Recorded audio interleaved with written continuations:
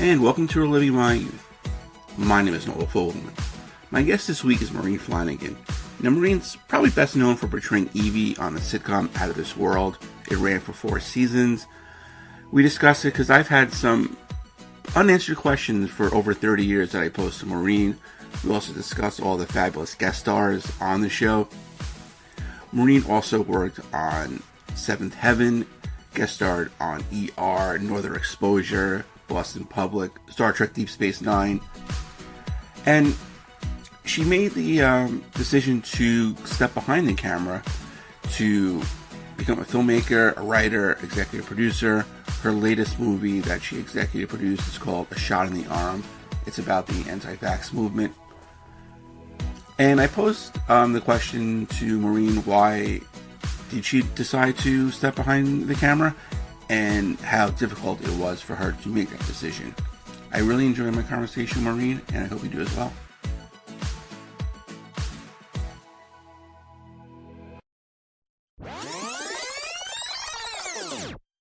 So, Maureen, thank you so much for joining me today. I really appreciate it. Oh, it's great to be here. Nice to meet you, Noel. Yeah. So, What does your shirt say? Eat oh, lightning? Eat Lightning, Crap Thunder is from Rocky. Oh, that's cool. Yeah. Yes. Now Yeah. I know who the face is. Oh, Yes. okay. Yeah. So, kind of hiding it. Yeah. It's a little caricature of Yeah. Mickey. Yeah. So, yeah, big Rocky fan. So, I kind of. like Rocky. I like all of Stallone's films. Yeah. I Yeah. enjoy them. Yeah, definitely. Although I didn't see the Expendables. Is that Oh the yeah, I think I only series? saw the first one. I think, It came up this weekend. I was with my family and I said, what is that? He's like done that franchise that's gone wild. And I called it the Dependables. And we were laughing because, right. it's a good Oh commercial for Depends, probably. yeah, I mean, yeah, some of the stars in those movies, yeah, are pretty much gonna need them soon. So it doesn't make sense. I mean, he must have more franchises than like anybody. He's got so many, it's crazy. He's just prolific. And he writes his stuff, he produces his Yeah, stuff. Like, I really admire the guy. Like, yeah, definitely, definitely. But someone like actually now is writing and producing his own TV show is someone you might know well is Kirk Cameron.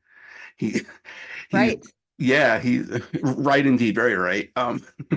He's developing a very conservative kids TV show, and there's a video out now who basically pledge video asking for donations and stuff. Um, you made a Funny or Die video about 12, 13 years ago with Was some it that long ago already? Oh my crazy. Lord. Time flies. So I'll ask you, are you Wow. yeah, are you still a cock?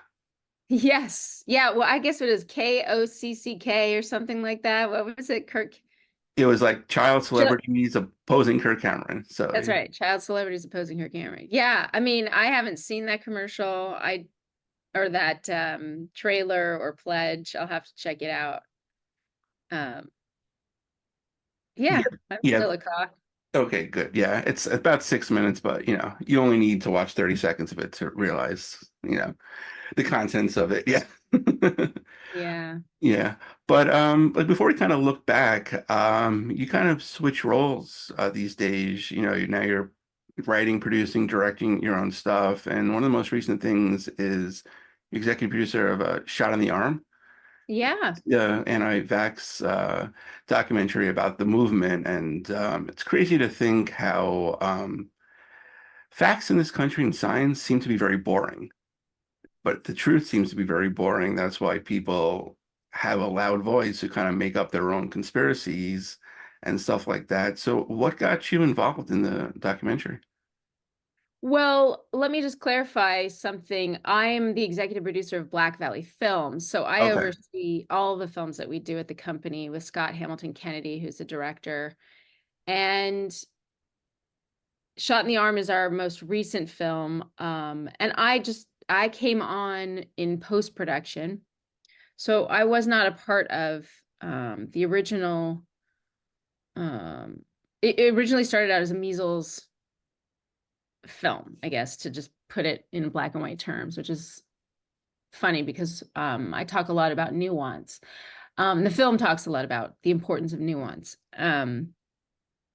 But Scott was seeing a huge, he started questioning why have there been states of emergency in New York and Washington around measles vaccines? Didn't we eradicate that disease? And he did his research and was like, I think there's a story here. And I don't know if you know who Scott is. Not, you got to be kind of a documentary geek, but he's an Oscar-nominated director of a great film called The Garden, and a lot of his films have been kind of LA-based, Los Angeles-based. I'm a native Los Angelino as well, and he's from the Bay Area, but he's a Californian, and his wife is a teacher, Catherine Borick in Compton Unified at Dominguez Hills High School, and a lot of his films have been, his first film was when they were courting. It's called OT Our Town, and then he went on to do Fame High School. And so I love his work. Like, I'm a big fan of his. And okay. Oh, I found this on the web before he started questioning why have there been a state of emergency in New York and Washington around measles vaccine? Siri decided I needed her. Right. Yeah. Okay, there, the escape key does it. So let me start again. Anyway, Scott's been shooting documentary for a long time, and I love his work. I'm a huge fan, and the opportunity came up to be part of his company, and there's no one doing this film. I mean, he's the only filmmaker I know there's been what you call COVID films, but this really isn't a COVID film. Shot in the Arm started out as a measles. Why is there a measles state of emergency in New York and Washington? And he covers a segment in Samoa. I don't know if you know this, but in the film we cover it. There was a measles epidemic in 2019. And he traces the timeline of Robert Kennedy Jr.'s influence on that, and the conspiracy theory and the Children's Defense Fund and all this stuff. And there were basically little prefaces, 2 children were given the measles vaccine and died.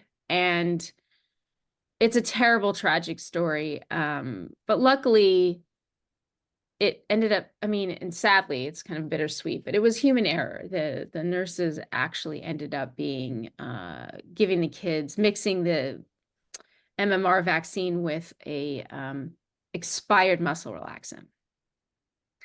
But it took a long time to figure that out. And before that, it just caught fire, and RFK Jr., was connecting the dots between, he was saying, hey, it's the vaccine that killed these kids, like, without verifiable science, without, just holding your roll for a minute and checking in with the experts. They're just jumping to conclusions. And so, I don't know, we just seem to be in a time when we're jumping to conclusions, and what is truth is a really exciting question for me. And so, as a filmmaker myself, I'm excited by films that deal in the gray rather than the black and white, is kind of the long way to it. And so I found myself, fastidiously producing Shot in the Arm and trying to get it out there in the world. And I hope everybody goes and sees it, because it's a fabulous film. Again, I had nothing to do with it. I came on in post-production, but Scott and the team did an amazing job. Yeah, I'm looking forward to seeing it, definitely. And it's crazy to think, although he's not going to win, that RFK Jr. is going to play a pretty big part in the election coming up in November. Looks like it. Yeah, it's kind of crazy. It is crazy. So Yeah. I don't know. I love science. I'm a fan of science. I'm a fan of science because it doesn't matter if I'm a fan or not. It just is. Yeah. The data is what the data is, whether I believe it or I don't believe it. Just like gravity is going to keep working upon me, whether I believe in it or don't believe in it. And yeah, it makes me sad to think that we're in such a polarized society. I mean, every day at work, I'm on the phone talking about vaccines. I'm talking to the experts. I'm talking to, I mean, these incredible heroes, in my opinion, people who brought the vaccine to us in 14 days, not 14 days, sorry, 14 months. And it saves lives. Like, Yeah. and it's a shame, you know, public health certainly has been underfunded for decades, and so they didn't have education out there, and that just multiplied with a vacuum, a lack of information while a pandemic was happening. It just caused this perfect storm where there's a vacuum that the, you know, anti-vax movement and the makers of it, with the conspiracy theories, just were able to kind of go in and suck up all the oxygen. And you know, our institutions have been failing us. They're imperfect, but we live in a country that has like clean water, clean streets. We have lines on the road that make us go straight ahead. Like if you go to India or Turkey or anywhere, like they don't have lines on the road. They're just going like this. Do you know how much harder it is to drive on the road when there's no lines on it? It's Right. crazy. Yeah. So, you know, my thing is like, don't throw the baby out with the bathwater, right? Like, it's not all or nothing. Perfect isn't the enemy of the good. Like, perfect is the enemy of the good. Like, we just need to take it all in and understand that life just isn't black and white. I mean, that's my dad told me that, right? He's like, life doesn't go in a linear fashion. It's in circles, right? Everything kind of works its way around and comes back again. And I'll never forget that lesson he taught me. So anyway, enough about that. But yeah, that's what I'm doing. All right, great. Yeah, and you're absolutely right. And you think about like social media now where everything is just black and white. There's really no gray area, you know, and people don't have conversations anymore. It's yelling at each other. And you wouldn't have that Exactly right same, now. you know, conversation like face to face. It'd be in front of a keyboard. So, and I feel like we lose that, you know, human like, you know, ability now, you know, Well, we've to lost the ability communicate. to look each other in the whites of the eyes, Yeah, absolutely. right? That's so you know, I may get I mean, even in my age, like I still call people, right? I prefer Yeah. the phone. Not to say that texting and emailing, they're wonderful, amazing communication tools, but there's a study that says you lose, I think, 70% of communication when you're not face to face with in front of a person. I Right. mean, video works. This is Yeah. a great solve, right? This Right. Zoom, and Yeah. it's a great solve when we have to be separated. There still is an element though when you're in front of a person, um, that you have to really know what you're talking about, be respectful because other things can happen. It's not safe, right? So there's our filters in place. So I think that's where we've kind of lost some of it. Right. I mean, technology is great and there's a place for it, but you have to kind of incorporate it and don't let it take over, you know, your entire world. But I mean, there was never a good time to have a pandemic, but to have the technology we did and do have now during the pandemic was great. Yeah, Zoom wasn't Zoom before Yeah. the pandemic. I don't Right. know if you remember that, but Yeah. the pandemic made Zoom. Right. Exactly. I mean, that kind of technology, because the need was there, flourished. And nobody is condemning Zoom for getting the technology happening too fast, Right. right? Exactly.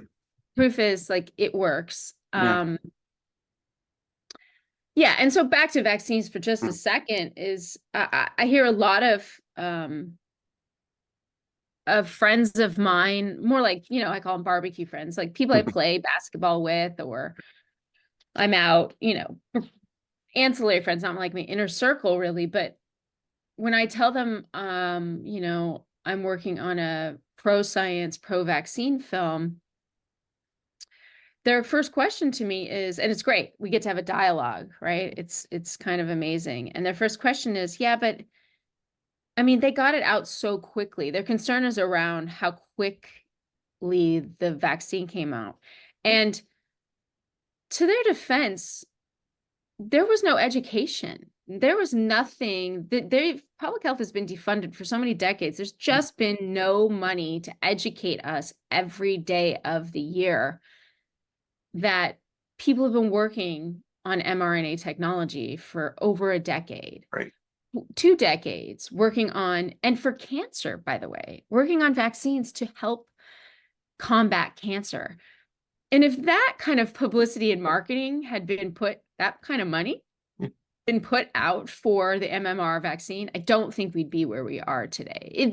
Anyway, the anti-vax peddlers would have a harder uphill battle. Agreed.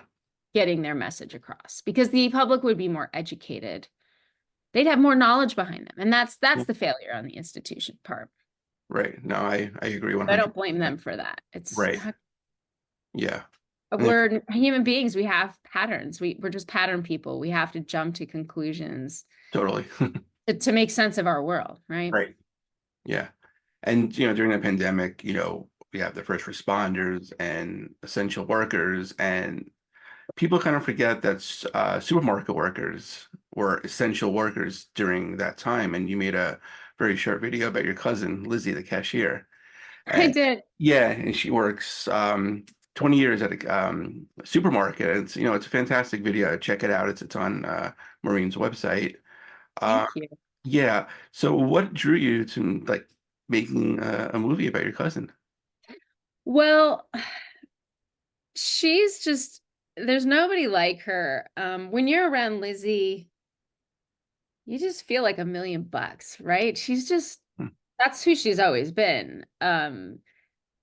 And she's a public person, she works in public, right? She's public facing. And if you were her boss, she's this star employee. She just wants everyone to feel good. And she's a hard worker. She really just doesn't, she doesn't complain about things. And so it was before the pandemic that before any of that happened, I did this in 2018. And I wanted to celebrate her 20 years of working in the same job, because I thought, gosh, who really keeps the same job anymore their whole life, right? Yeah. And my dad did, but my dad's 92. My mom did. But that's an era that's kind of on. I mean, some people might, but I think companies more go through, tightening the screws and laying you off. Right. Even if you wanted to stay with the company that long, it doesn't seem like that happens very much anymore, that we're a culture of constantly moving around in new jobs. And I just wanted to celebrate the fact that there were folks out there in some jobs where they do, and she's perfect for that job, right? And so I just wanted to capture that for her. And she's always been a fan of mine. She loves my work, and she's always like, how are you doing? What's the latest thing? You keep going, even when it was just slow times. And so I just wanted to give her a video and show her how everybody really loves her. And then it turned out in hindsight, when I was editing it, that, the pandemic, I had time to cut it together.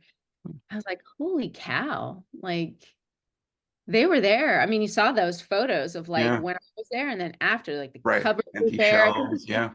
You kind of forget how crazy that first 6 months was. Yeah, everyone, hoarding toilet paper and whatnot. It was impossible to get. I mean, here it was everything was limit one, and you were lucky to find some things. Yeah, and it took that for that to happen. Yeah. No problem, and people go bonkers. No problem. Yeah. And yet there are people that, they can't afford. So many things happen in my job at Black Flag Films. It's amazing. I learned so many new things, but at that time, I didn't have to go into work. I could work remotely, and I was an independent filmmaker at that time. So my circumstances allowed me to the luckiness to just be able to be at home. I didn't have to go to work and expose myself to something that was life-threatening.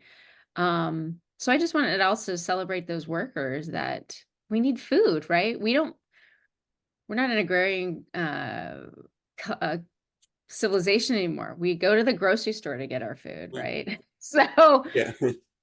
And we just assume that it's going to be there, if everything will be there. It might we not have do a assume particular it. brand, but at least, chicken will be there, or milk, or, anything. And then when you go there and you realize it's not there, it gets pretty scary.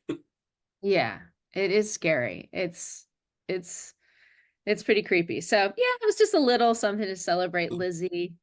Yeah. No, it was great. How much video did you actually shoot of her? Oh gosh. Of that, I shot a lot. I shot like over a week with her. I shot her at her house. I shot her at work, and I went back and forth like, what am I? And the fact that Kroger allowed me to shoot in there is a testament to what a cherished employee she is, because I mean, as a producer, I know about how expensive it is to get a permit and the permission to shoot in there with all those people. Like back in the day, you could do that, but today, and they were like, yeah, celebrate Lizzie. It's her 20th anniversary.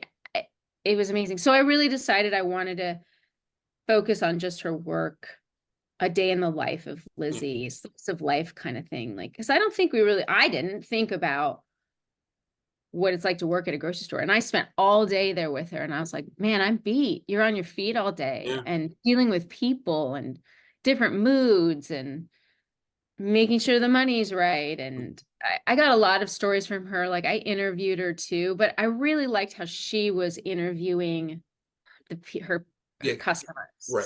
And then they would actually ask questions about her because they found out it was her 20th anniversary, and they go, oh, how'd you get started? And I liked seeing that happen on screen rather than me off camera asking questions. Right. Yeah. It just seemed very personable, and very, just like she was very open about everything, which was Yeah. great. Yeah. Absolutely. Yeah. So what made you decide to start this journey of your career? Basically, not being an actress anymore, and just, Yeah. behind scenes. Gosh, it was like a 10-year process, honestly. I think it was a confluence of it became I wasn't getting work like I used to, and I needed to figure out how to make money. And I was living in New York at the time, and I even asked my friends, my actor friends, I was like, how do you guys make money? I mean, I started when I was 10, so I was like, Right. it sounds kind of silly, but at age 30, I was like, how do you make money if you can't make money at acting anymore? Like, how do you supplement your income? And they're like, oh, we do temp work. And I was like, oh. So I went to a temp agency, and that kind of shifted my perspective for the first time of like, oh, there's a whole other world out there that I haven't explored. And for a minute, I thought, oh, I'm just going to throw all this out, and I'm going to just go in the corporate world and do my 9 to 5 and not have to hump my butt for a job every time it ends, right? Like, it's a whole Right. process with counting the payment. It gets tiring. So it was like that exposure, the less jobs happening. I think we had, there was a strike, the commercial strike, and everything went to reality TV. So the Right. jobs really went down. Like, movie stars now took over the roles that I was getting in TV, and it kind of just pushed everybody down the ladder. And it was just not looking pretty. And I was just really trying to take an assessment of this in as a sales, like a product, and trying to look at it from the producer side and be like, where do I put Maureen in? And it was I think I finally saw that it was a bad business model. So it wasn't easy. It was tearful. It took about 10 years to kind of make the transition, but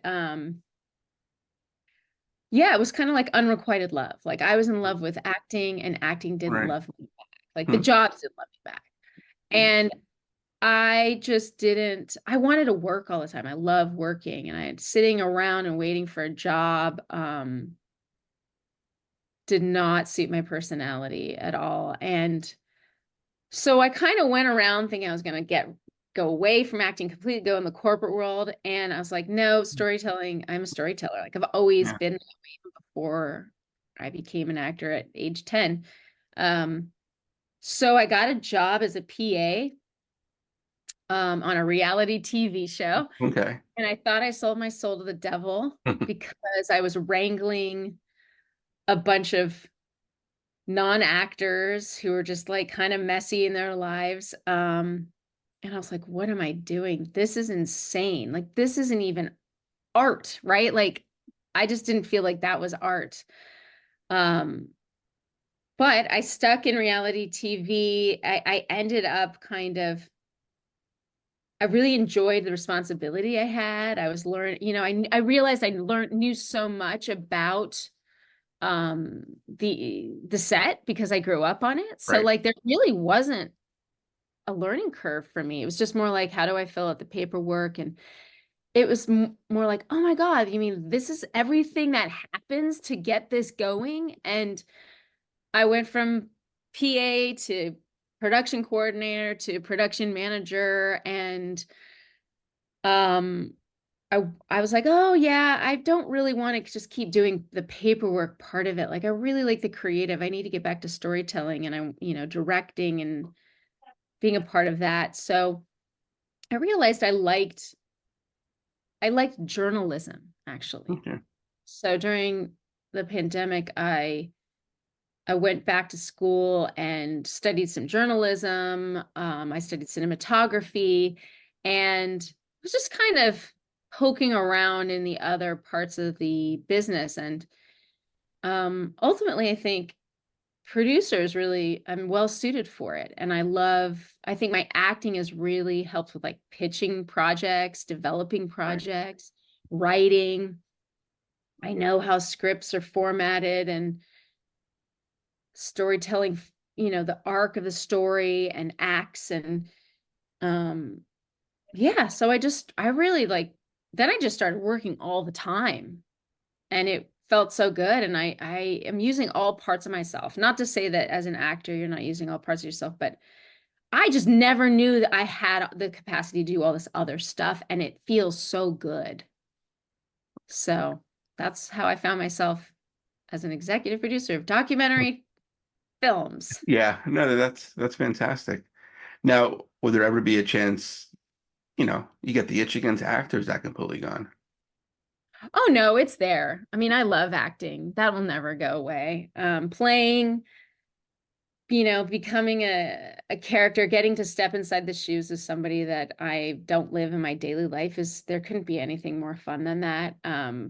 Playing with other people and being on set like that, I would love the opportunity to do that, but it would have to be something pretty special, I think. And um, you know, cameos, or I don't know, maybe I write myself something. Maybe. I don't know. Right. It's funny. I don't itch for it the way I was scared that I would. I thought I'd Right. be kind of longing for it for the rest of my Yeah. life, but I luckily don't. I Okay. really appreciate when I go see a movie, I'm like, dang, that was great. Yeah. Like, what a good film. And I really, really know what it took to make that get Right. on screen now. Like, there's a whole other appreciation. Yeah. But this was, I work in television, like in like, sports and, TV news and stuff like that. So when you watch a program, you, much like you watch a movie, you're thinking about everything else, maybe, but actually the content sometimes. And I Right. sometimes Right. like that ruins. So do you get that sometimes? You kind of just shut off your brain and just like, I want to just enjoy this movie, not, well, maybe the shots off and maybe, some content, Oh, like that. yeah, for the most part, I turn that off. I Okay. mean, it doesn't, it's kind of like, I mean, when something's kind of half-assed or not that great, I'm probably much more snobbier or pickier about it than other people. Like I just don't let it roll off my back like water off a duck's back. Yeah. Um, but if something, Scott and I talk about this, my boss and I always talk about this. It's like, when story's good, story's good. And it really doesn't matter if the shot's kind of off or Right. it's not the highest quality. What matters is sound, right? Can I Of course. Yeah. hear Can you hear it? people? Yeah. And are you in focus? Yeah, exactly. But, You want to be able but to see. if it's video versus like 4K, 8K, light, no, Yeah. it really actually doesn't matter. I think that's what, the phone has taught us is that you can do movies on this and Yeah. be captivated on a screen this small too. Right. Just kind of cool. Yeah. And that's pretty much how, you know, my kids watch their content like on the phones. Yeah. And it's like we always wanted big screen TV, 70-inch, whatever. And then now it's Yeah. like a 5-inch screen that people are Yeah. watching. So it's kind of funny that way. Yeah. Yeah. But let's go out of this world. And Sure. my main question, which has been bugging me for over 30 years now, what happened to Uncle Bino? Oh, Uncle Bino. Rest in peace, Joe. But what happened to him? Yeah, Joe Alasky. Yeah. Joe's great. I am dear friends with his niece, Trisha Lasky. And I don't know. I wish Joe was here to tell his story. So it's really hearsay, but I was young, so young at the time, like a Right. lot of the stuff was just out of my purview. But from what I gather, I think this is the way Joe would tell it, I think. He wanted to lose weight, Okay. started losing weight or Yeah, something he like did. that. I Yeah. think he got it's not it wouldn't be beneath the character of the producers, let's put it that way, to like the story tracks. Right. The story tracks if Yeah. but he wanted to lose weight and the producers said, "No, your character's fat. Hmm. And if you start losing weight, you're not funny anymore and uh you're off the show." Well, And I don't know if he quit or if they fired him, didn't renew his contract, but that's ultimately what happened. I think that's what I hear. wow. That's a shame because one day he was there and the next he wasn't. I know. It was like the old Chuck Cunningham thing from Happy Days. Goes Yeah. upstairs and he's gone. So that's unfortunate. And then you end up having a new uncle. That Yeah. yeah. Yeah. It's like, what? These people Yeah. are coming out of the woodwork. Yeah. Yeah. And then the show also, I don't know if it was intentional, but ended on a cliffhanger where your mom, goes in the tube and she goes back into space and you're stuck with your dad and then the show ends. So what was it supposed to be, like ended on a cliffhanger like that, or this show just got canceled? What happened? Yeah, I'm sorry I don't have better answers It's because okay. um yeah, being a kid, you're not paying attention to this stuff when you're on the Right. shows. You Yeah. have to ask like Donna Pescow, Yeah. because she knows all that stuff. But to be honest, couldn't even tell you what the last episode of the show was. So I'm glad you Oh told wow. me. Okay. Yeah, it's kind of weird how many shows I don't remember doing. Yeah. Like I have friends who are like, "Remember the show?" And I was like, "I have no idea what you're talking about." Right. Um, and I think because as a kid, I mean, I was going to school full time, doing a show full time, was a young adult, like exploring dating, I had a Yeah. lot of other things that I was excited about. Right. College was next. And so I just was like, what's next? So yeah, okay. It ended on a cliffhanger. That's interesting. There's really no rhyme or reason. Honestly, Yeah. some of the things that happened on the show, we were like, why is Right. this?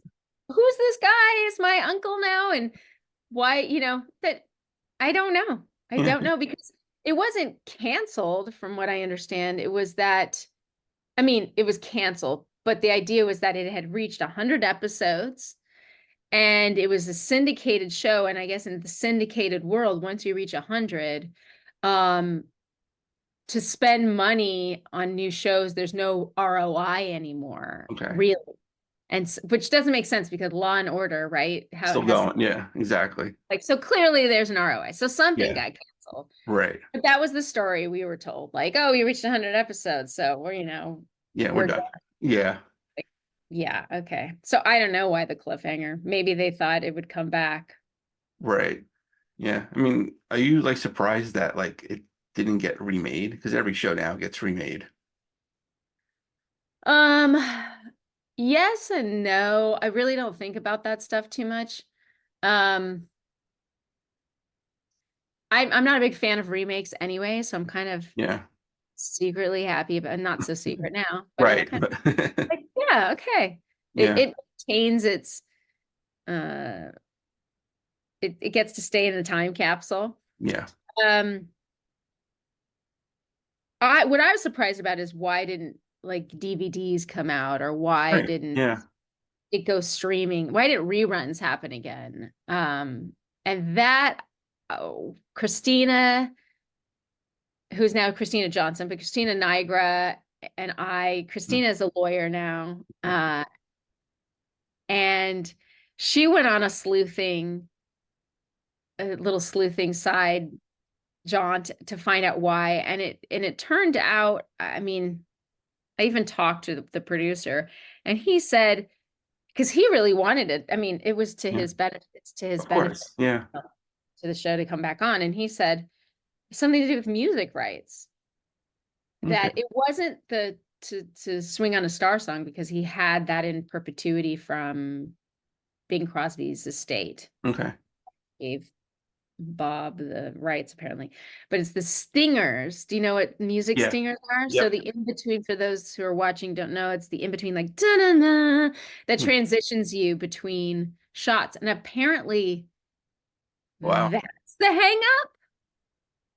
That's weird. And so they would have to cut it all out, right? Like take those stems out.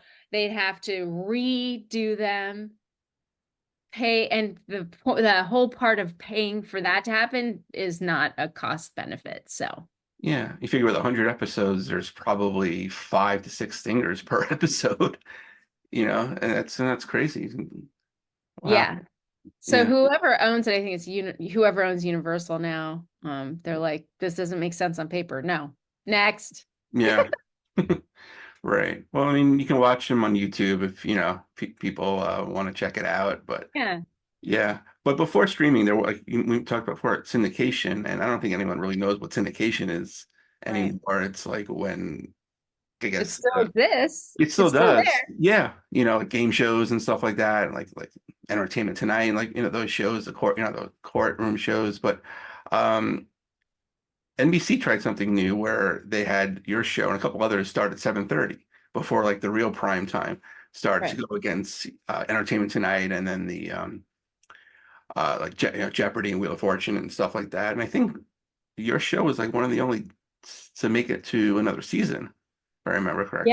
Yeah, we were. And then, so we were on Monday nights before the Cosby Show. That was the pole position, I think. Yeah, that was like a big night of TV watching. Everybody sat around the TV on Monday nights, I guess, after a hard day's work and school. And so primetime always starts at 8 and goes till 11 p.m., I think, is the window. Primetime means they can charge more. More people are watching at that time, and they, meaning the broadcast companies, can charge more for ad buys, right, per 30-second commercial spots. And anytime outside that, the price kind of goes down. So it was just a marketing ploy, but they were like, prime time starts at 7:30. And we led the week.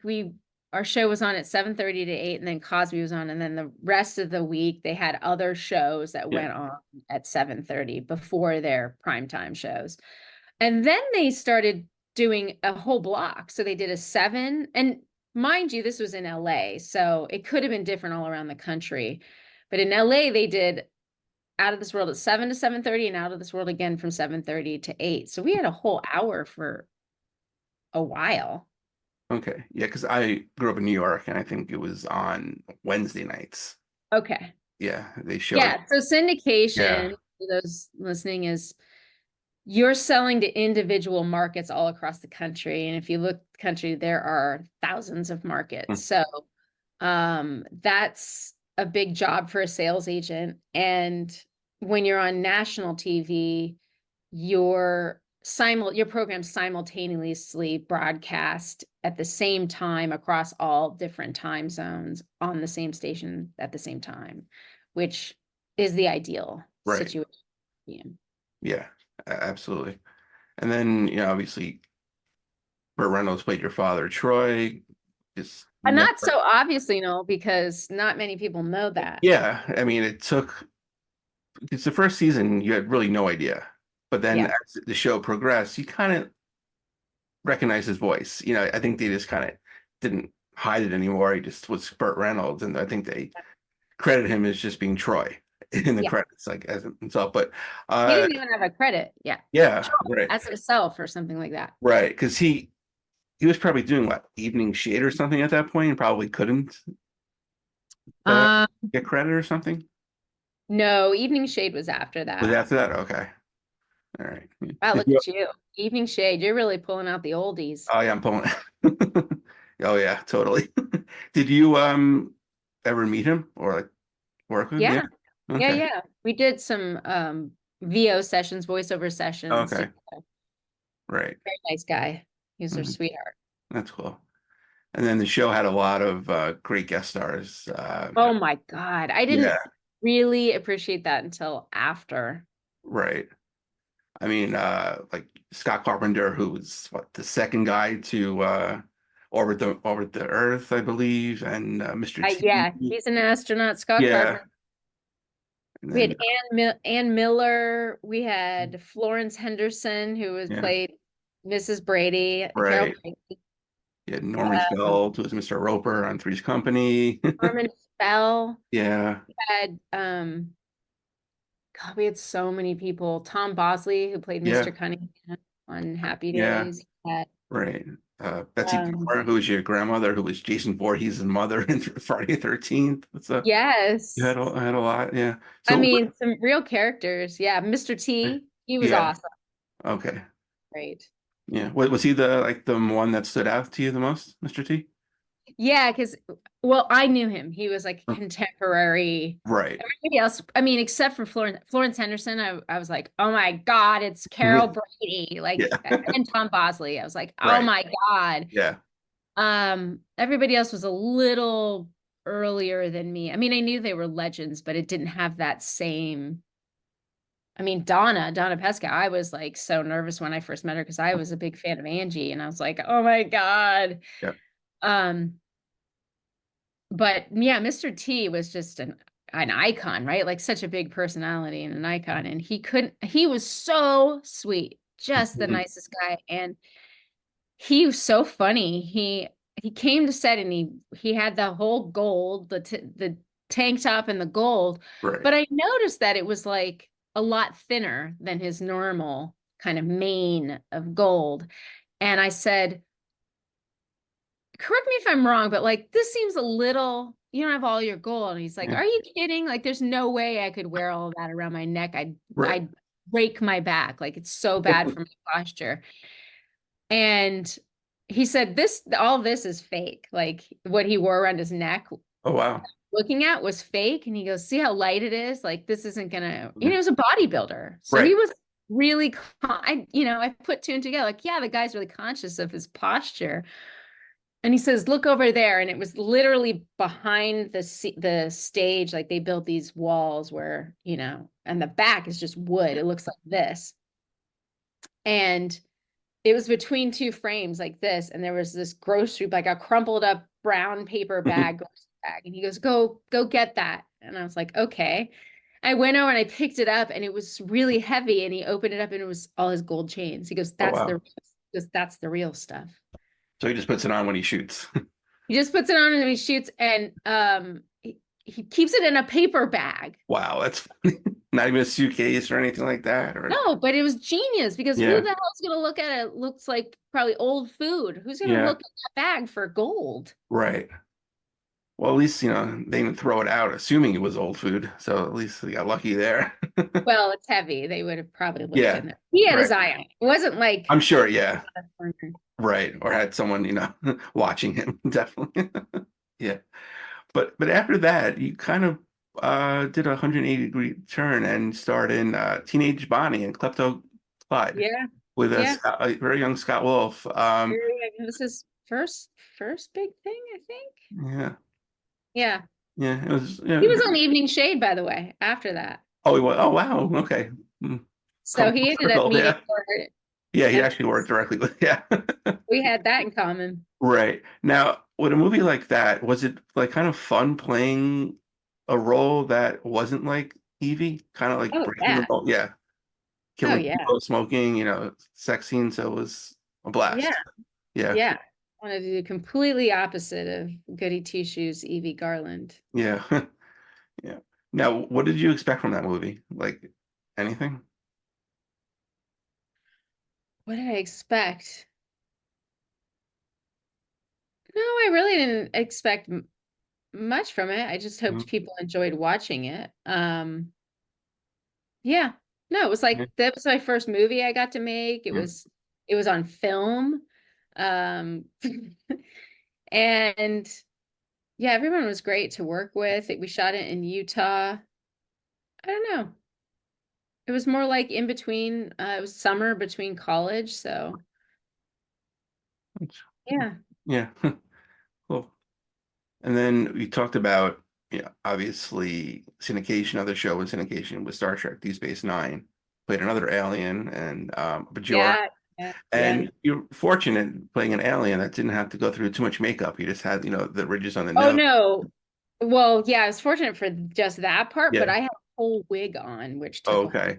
whole thing and Right. like pins and like there's a lot of waiting on that show, on those shows. Like you're a lot of downtime. You're just sitting there like in these uncomfortable costumes and but yeah, that was really fun. I had done a series before that called Push that got canceled Right. after 2 episodes, a 1 hour for ABC, and we had high hopes. Everyone had really high hopes for that show, and alas, in Hollywood, it didn't go. Just Yeah. um, and so one of the producers of that show was producing on Star Trek Deep Space Nine, and he was like, "Oh, I want you to do this," and I was like, "Oh, that's so great, thank you." So we had a great time. It was really fun. Now, if there was streaming back then, a lot of the shows possibly you worked on and stuff like that wouldn't see, a complete season. They would just, release it all at once. And do you think that's Right. beneficial? Like now, I mean, the fact that so many shows now are streaming, shows you didn't even hear about. Someone's like, "Oh, you watched the show." I'm like, "No, never heard of it. What is it on?" Because there's so many streaming sites, so it's a lot of, work for actors. I mean, the pay might not be great, but there's a lot of work now. I don't know, Joel, because I'm not in the game anymore, really. From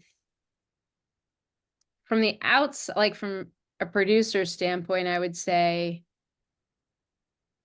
when I was doing TV, they like pilots. They used to do 300 pilots, like all the networks combined. So you Right. had the four, Fox, yeah, Fox is in Yeah. there, but ABC, NBC, sorry, that's my phone. ABC, NBC, CBS, and then Fox. To combine, there were 300 pilots that you would do, and I think 20 shows would go, 20 to Right. 25. I think the numbers now are maybe they do 12. They don't even do pilots anymore. They're like sizzles Yeah. and the pay. You got paid a lot when you did a pilot. Um, if the show got picked up, you got paid. And then obviously you wanted the show to go, but you made a lot of money doing that, whether the show didn't go or not. So it sustained you. Excuse me, streaming as an actor, eh, you have to be a mega star at this point, to be making like, over the amount of money that Right. network TV is still where the money's at, but yeah, the numbers have gone down in terms of how many pilots, and they may say yes to 3 or 4 on network television. Is there more work now for actors? I don't know. Maybe. Maybe that's probably the Yeah. same, maybe more, but the pay scales, the pay scale's gone like this while maybe Okay. the amount of jobs have gone up. So yeah, I guess. Yeah. Right. I guess it went from shooting the pilots to just going to streaming then, I guess. So maybe it just balanced out.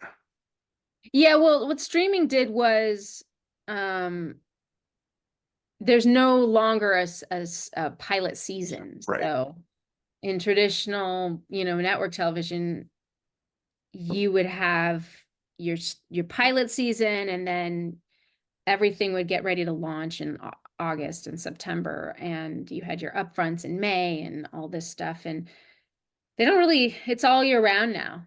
There's no season, which I don't think that really, I don't know if that really makes such a big difference, but because it's nice to have series all year round. I Right. guess. Yeah. Yeah, streaming, I don't know. Maybe. I don't have the data on that. Right. Yeah. And so what are you working on now? Oh, I'm still working on Shot in the Arm. Okay. Still doing that. I'll be working on, we have our PBS broadcast. We're going to premiere on PBS in August. Oh, great.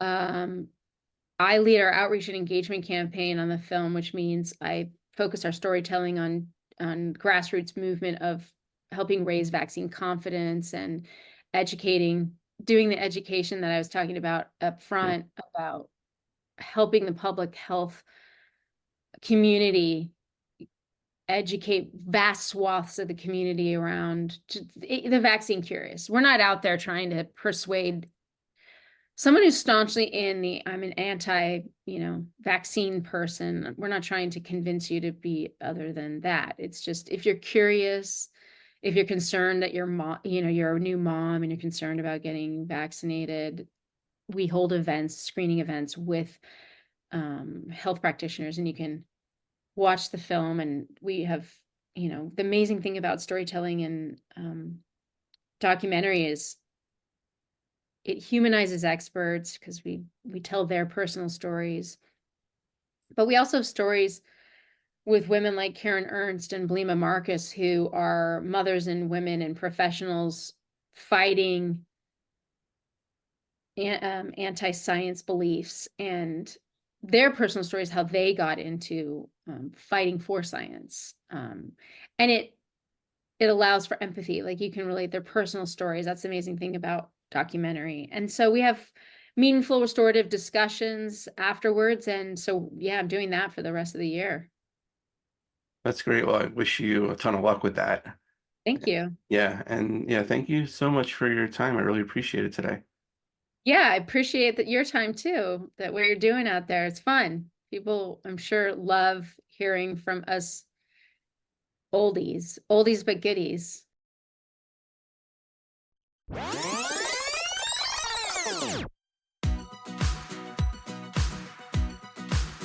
And a special thanks to Maureen for joining me today. For more information, check out her website, maureenflannigan.com. If you have a guest suggestion, hit me up on X, formerly Twitter, at @theFirstNoel19, or like the page Living My Youth on Facebook. You can go to iTunes, check out all the past episodes we had. While you're there, please rate and review the show. Don't have iTunes? Not a problem. Show's on SoundCloud, Spotify, Podbean, Amazon Music, basically wherever you can find a podcast. New episode comes out soon. Stay safe, everybody. We'll see you then.